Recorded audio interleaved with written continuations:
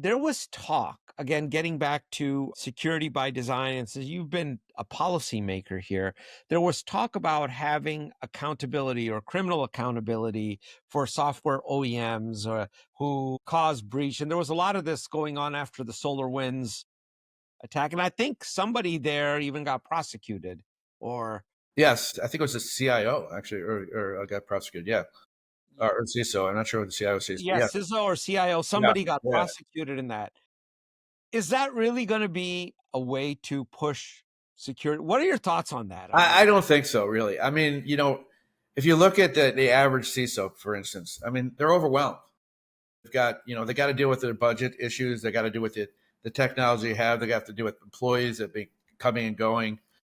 They're not in the ability to be perfect.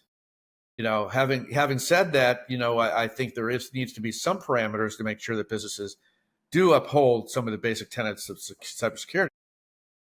The SEC had that ruling. You have to report in 48 hours. I don't know if they'll still keep it, but things like that at least are incentives to understand that you need to protect your networks and your people.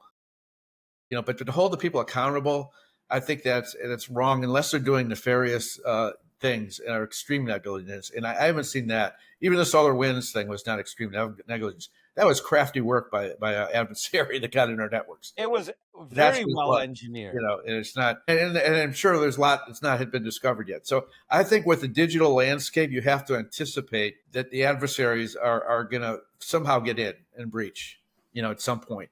All we want to do is you really need to make yourself less of a lower hanging fruit and have some of the basics in there so you don't become a target. So I think, that's really most of it's geared towards making money. These are mostly criminal groups. I mean, the state sponsored stuff, you're out of your league if you're a business trying to defend against that.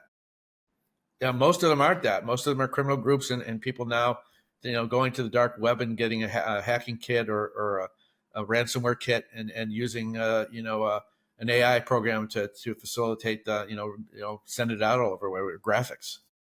Yet they're just doing it all as a service and just They're doing farming it it as a out in service. totality, Yeah, exactly. and exchanging a little money for convenience. Yes, it went from brick and mortar crime to digital crime, and that's where a lot of this is, and it's easier for criminals because they're more difficult to prosecute, difficult to find, and it takes a lot more resource and cunning to find someone in a different country or sitting in some house somewhere than someone that robbed a bank or a store that has a warrant or a record or know what they look like in a camera. It's Yeah. a different world. It's a different world for crime. Why do you need to do that? You can get away with a lot more money. No weapons required, no getaway car. Yes, No. I think a good example of that was happened. I think it was a year and a half ago in Singapore. Someone did a deep fake on a board meeting, Yep. instructed the controller to change an account and send out $40 million Yep. over a Zoom. I imagine was Over a deep fake Zoom call. yes, yeah. So that's how it's done now. And we're living that world now. We have to authenticate everything and make sure what we're opening is real and not a fish.